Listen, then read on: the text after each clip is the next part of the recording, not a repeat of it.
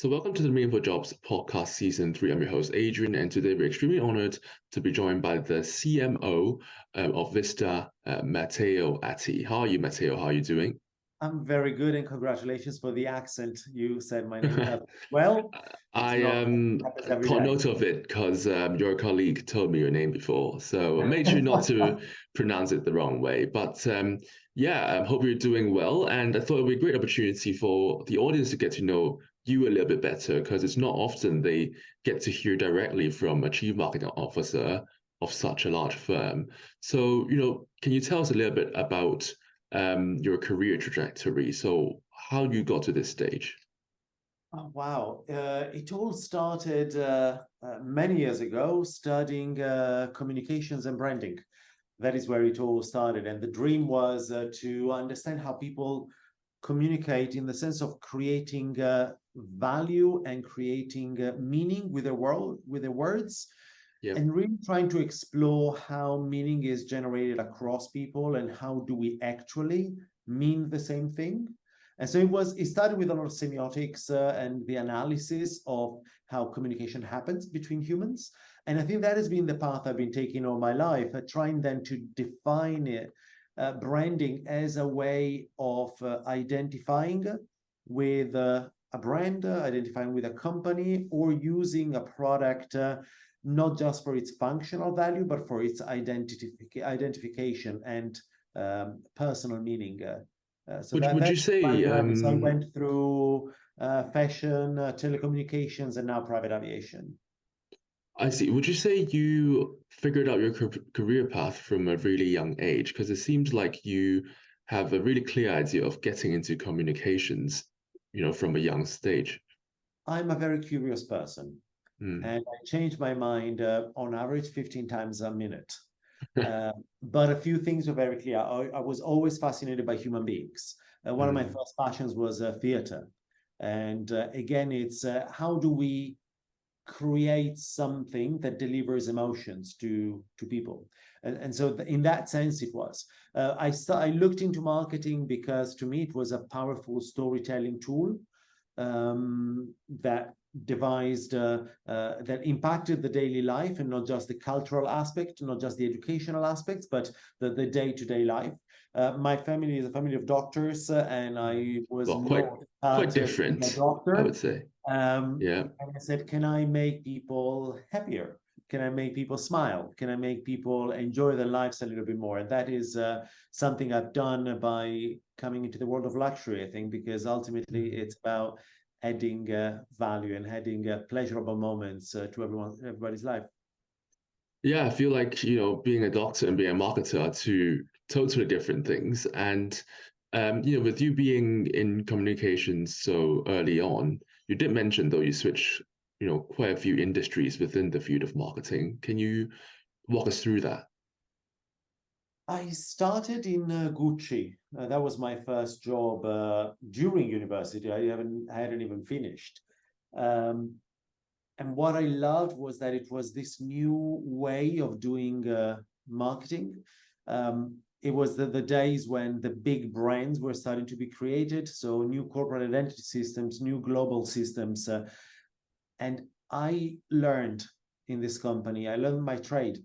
It was not university gave me a mindset, but really it was the explorations that we were doing every day with Tom Ford and the team into how to reinvent the world of Gucci for a new generation that taught me the basics of how to shoot an advertising campaign, which models to use, how to present it, how to go to press, how to create catalogs, how to create shops, and really the multitude of touch points that you can use to create this beautiful brand universe.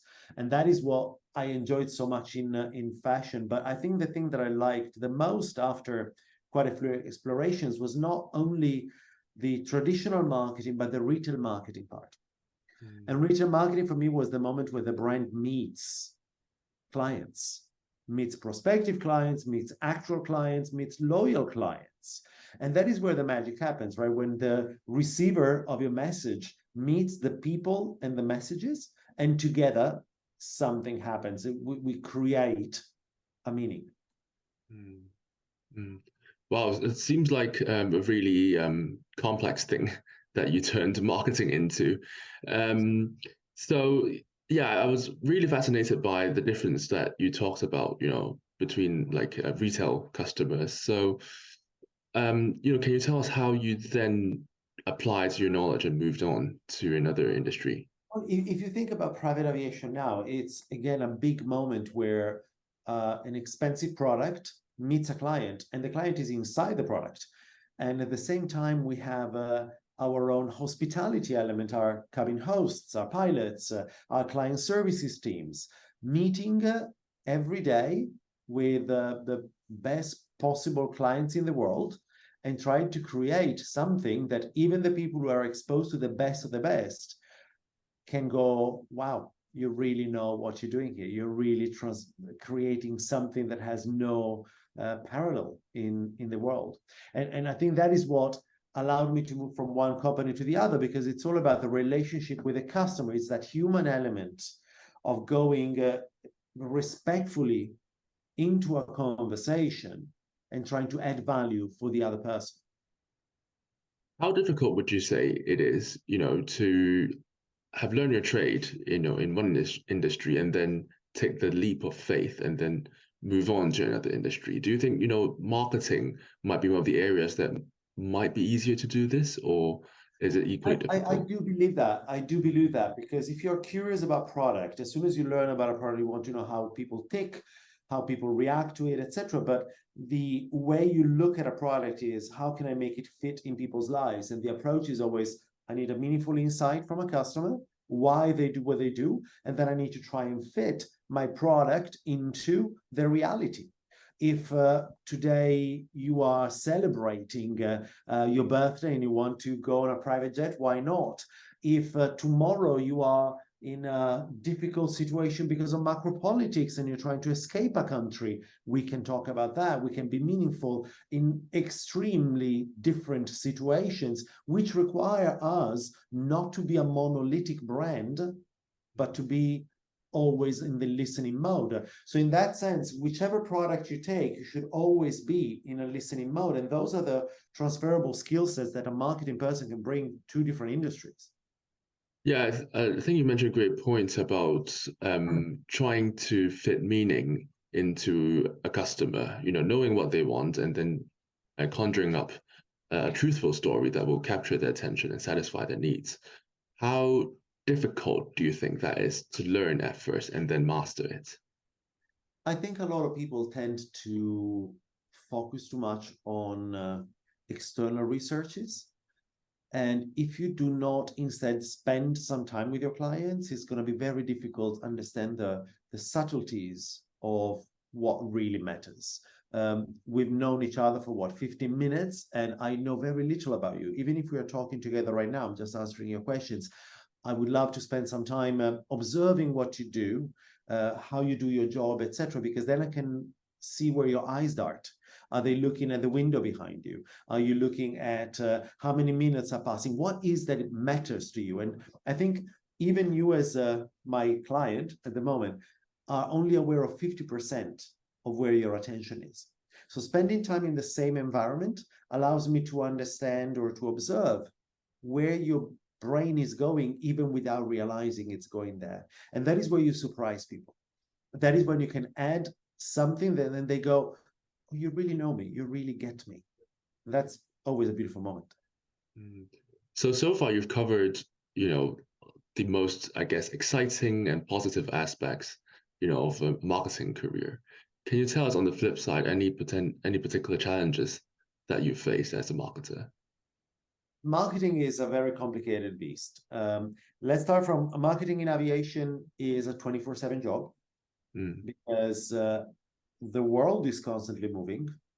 We've been through economic crisis, we've been through pandemics, wars, natural catastrophes, strikes, you name it. Every day we review 60,000 data points to check what could be the next potential crisis. And as a marketer, because we embed the voice of the brand, we need to be aware of when to talk and when to stay silent. So we constantly running the news cycle, constantly running what is happening in our client's life, what could be impacted to generate new meaning, because you need to be timely. If you are not participating in the state of the world, you're not a leader. And if you're not participating in the state of the world, you are detached. And there's nothing worse than being detached in the world of marketing. You need to create this, conjuring these moments together, right? These moments of affinity. That is when you say, you know what, I can't say why, but that brand speaks my language, right? So it is very difficult because it's a 24/7 job. It is very difficult because we have customers from all over the world. So of course it means that I need to try with my team to know about all the cultures. And one thing I always try to do is to get people of all nationalities and all walks of life.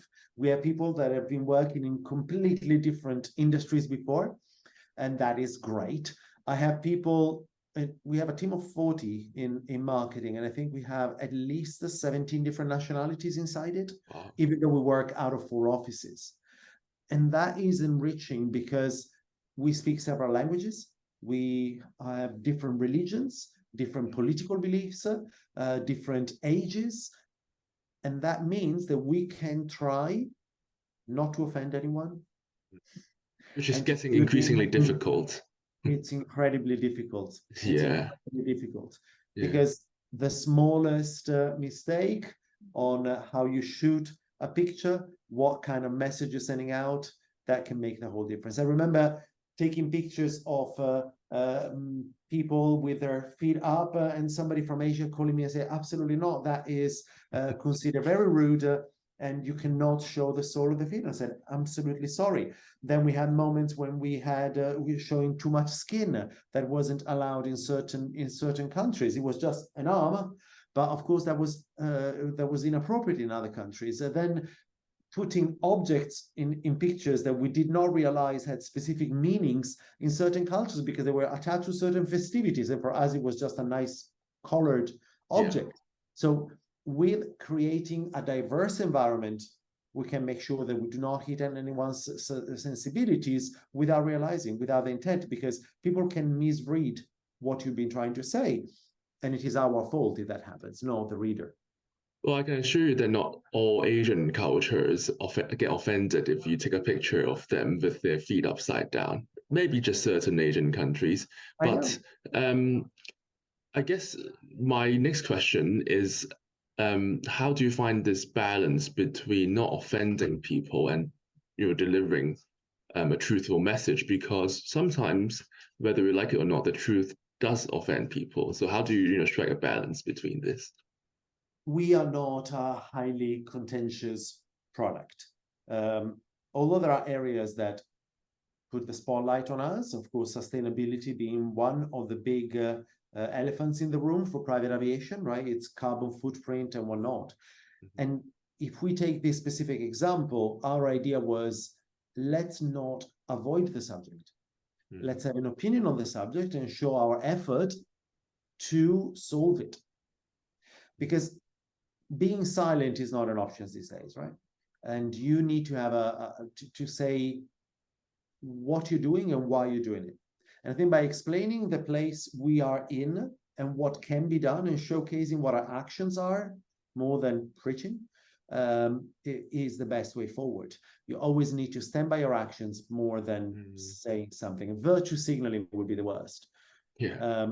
Doing something to change things, doing something to be relevant, doing something to show that you are trying to be respectful, that you're trying to support, that you're trying to solve issues. I think that is the most appreciated route to retain that sense of trust, even if we disagree, ultimately.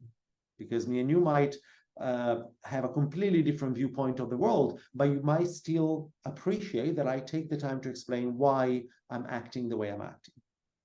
Yeah, I think it ties in really well with my next question because you mentioned about how difficult sometimes for the aviation industry in particular to avoid talking about sensitive issues like carbon footprint, right? These are the things that you've got to face and you've got to find a way to communicate properly. So, are there any particular methods in which you use to help you communicate a message in a way that strikes authenticity, but at the same time, maybe not offending people?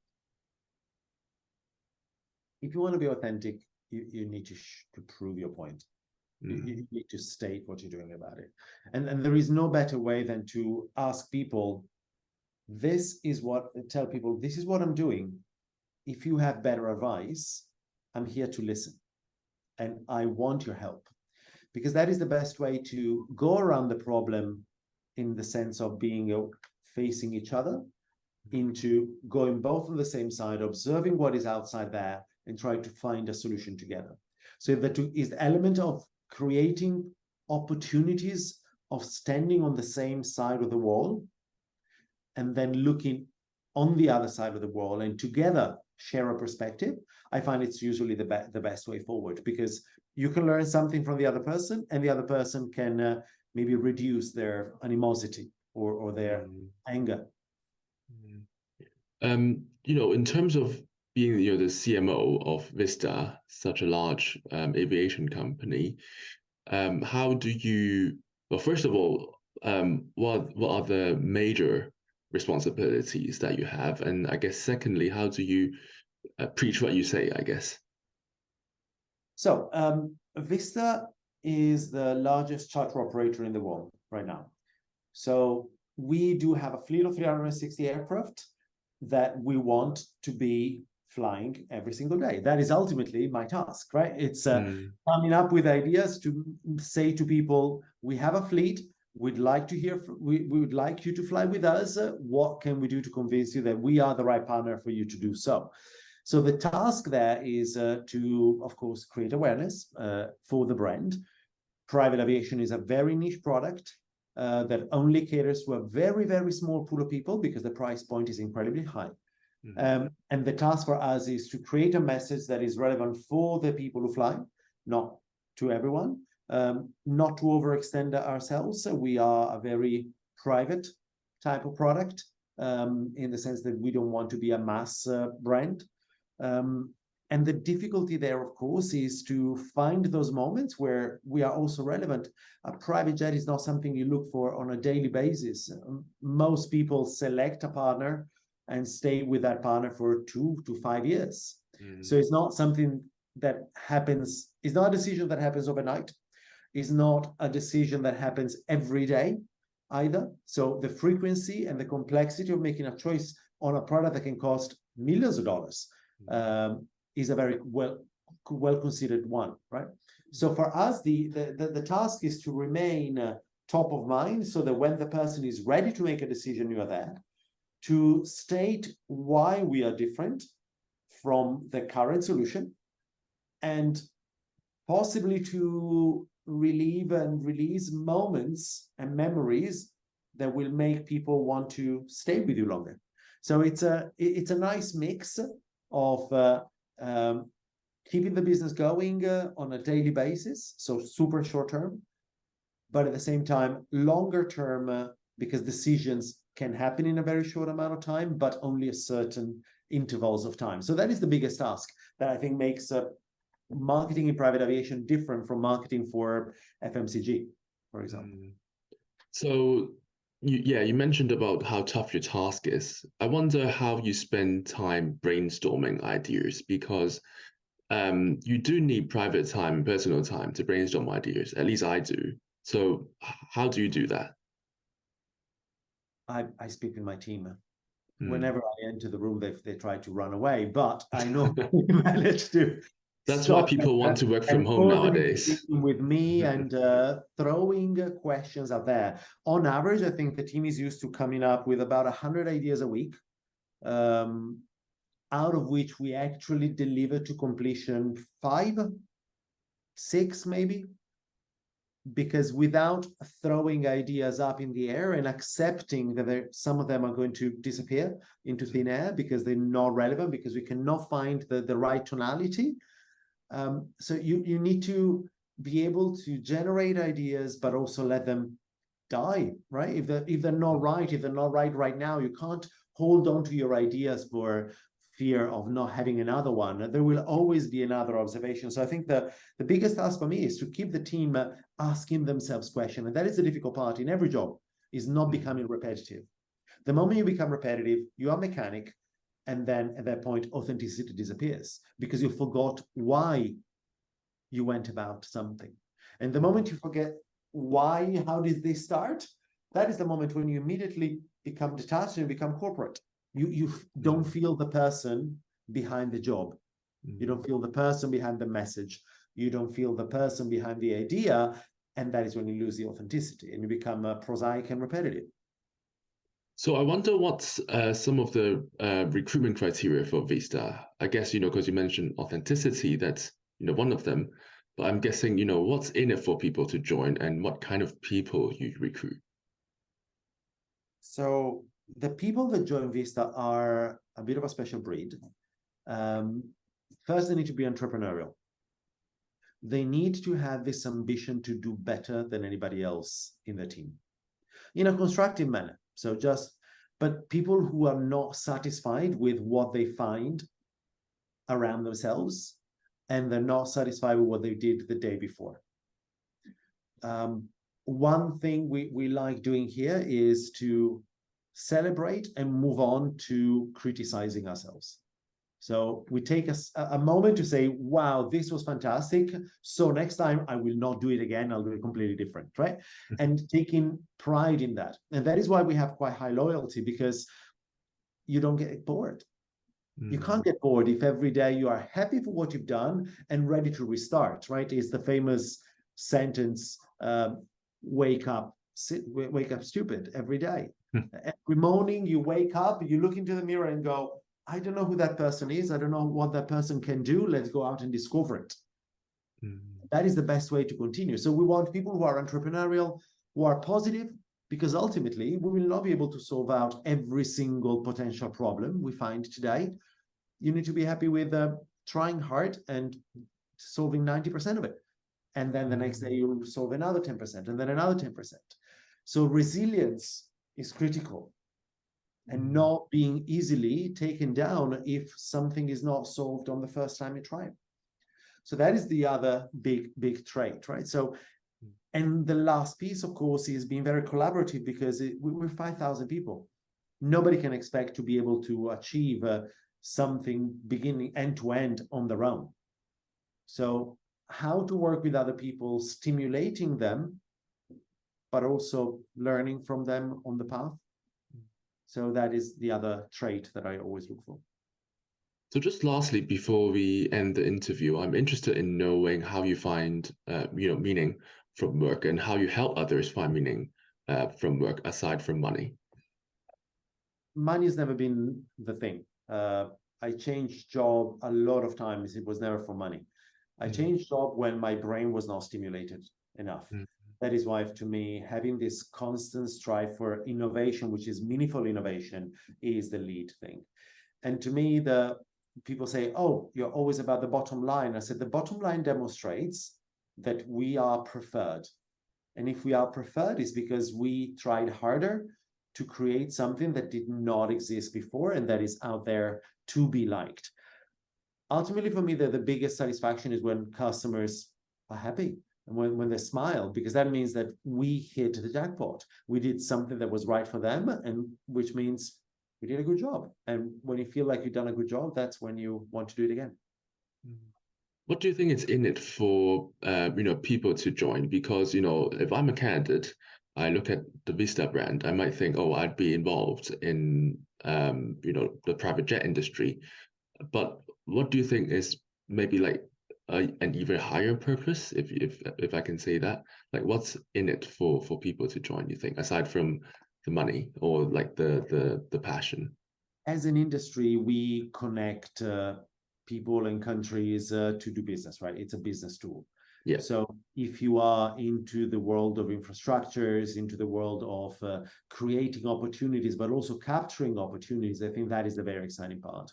We are always looking for windows of opportunities and generating windows of opportunities for our clients, or helping them capture those moments and those trains that pass by and they need to capture in a second. and we have such a specific product to do that, that it is a bit of a blessing to be able to work on something that can really make a difference in a lot of big leaders' lives. Mm-hmm. Well, it's been a pleasure talking to you, Matteo, and I'll be sure to include Vista's career page and relevant links on the description for people who might want to apply or even learn more about the brand. So, thanks again for coming up, and Fantastic. wish you all the best. Thank you, Adrian. My pleasure. Have a good day.